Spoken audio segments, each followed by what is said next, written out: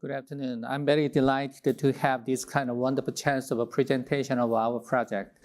Our project is called the Pivot TR System, a novel catheter-based valve therapeutic tricuspid regurgitation devices.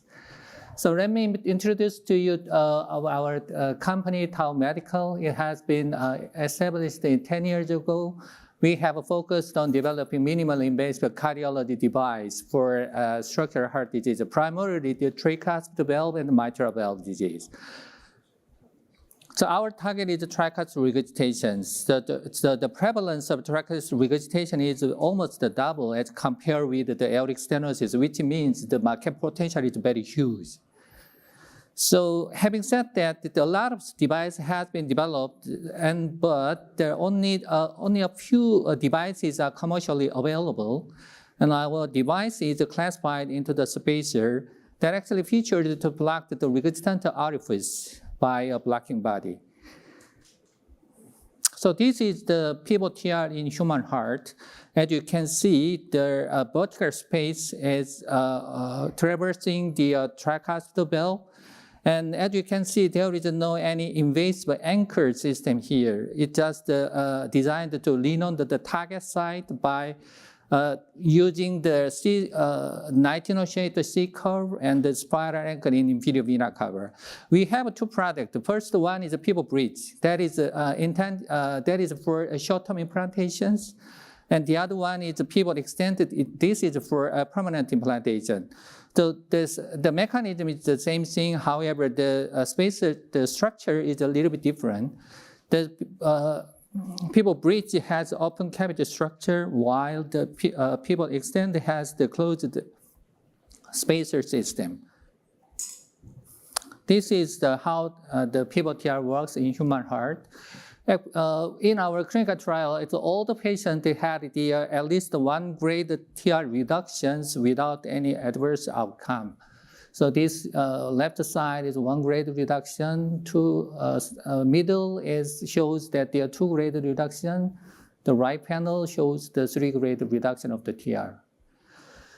So regarding the TR reducing efficacy, I think we can tell the pivot TR can reduce almost half of the TR in almost all cases. I think that this data is very comparable to other TR repair devices such as the TriClip or Pascal, given the reported data. So as I mentioned, we already completed the early feasibility study in Korea in last year, and we are now moving on the pivotal clinical trial in Korea, which is scheduled for in May of this year. And in parallel with that, we also got the approval of the compassionate use in Europe. With the pivot extended system, that is the permanent implantation. So we are expected to, first in-man trial may be expected to be done in a couple of months. So here you might have wondered, in your mind, you might have some questions of why do you need a spacer for TR? So you need to know that many patients do not qualify transcatheter device because the TR has a lot of the wide spectrum in its pathologic chain. So if the gap has larger than the 7 millimeters, the TriClip may not work here. And if the annulus is too big, annuloplasty doesn't work at all. And also the Evoker system also has some limitation of the annular size. So there are a lot of, also almost all devices are subject to the challenge of sophisticated imaging guidance. The tricuspid regurgitation is not a good place to get a good imaging guidance. So this slide shows how the pivot TR process is done. The guide that is actually simulated with the real human cases. The wire goes up to a pulmonary tree. So the device goes brought up along the wire, and all you need to do is just unsheath the system. Then the mesh is automatically expand at its target site. And if you further unsheath the system, the spiral anchor will be released, and then the device is on the target site. So you may agree with that this device procedure is relatively easy and simple, straightforward.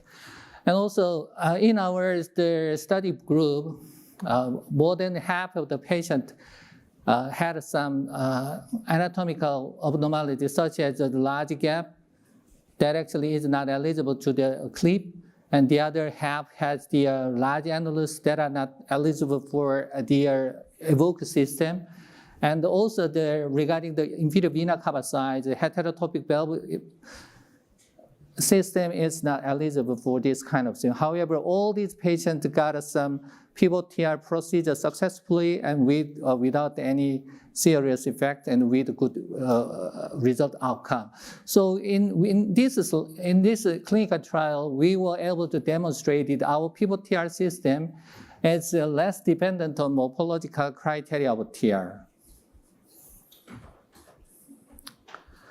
So number two, you might have in your mind, why do you need a pivot TR among other spacers? As you can see in this slide, you can retrieve the device by catheter work, or if the patient got some surgery, the manual retrieval at time of surgery is possible. So retrieval is very easy in this system. And also in pivot extender system, you can control the spacer size by just adjusting the injection of the saline, so that until you have some satisfactory the result guided by imaging guidance, you can control the spacer size. So this kind of a feature actually make a difference among the other spaces. And the number 3 you might have is, why do you need a short-term TR treatment before people breathe? As I already mentioned, we have some short-term implantation device as well as a permanent device. So in the management of the TR associated heart failure patients, the patient often goes through the acute decompensated RV failure phase, in which in this time patients actually need to get hospitalized and need a lot of intensive medical treatment. However, as the disease got worse, the drug doesn't work at all, so-called the medical refractory heart failure. In this time of stage, you need something more than the drug. And also, there is some concept of prehabilitation, which is to stabilize the patient prior to sending them to the surgery or other transcatheter intervention. So this kind of the concept actually need some kind of a short-term TR treatment on top of the medical treatment.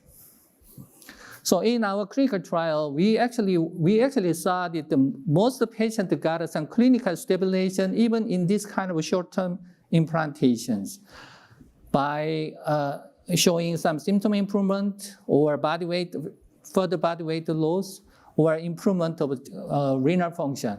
In addition to that, the right ventricle volume was reduced by almost 8%. And also tricuspid annular area size was reduced by 14%. So I would say this is the only device to induce the acute stabilization to bad pathophysiology associated with the TR.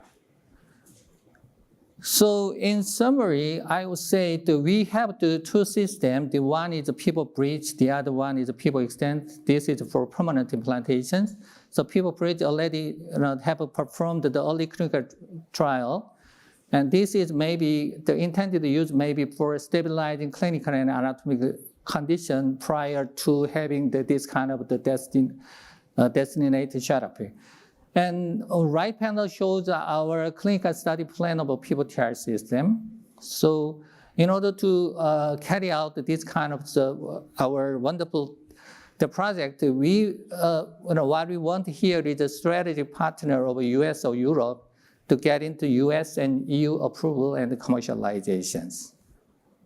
Thank you for your attention.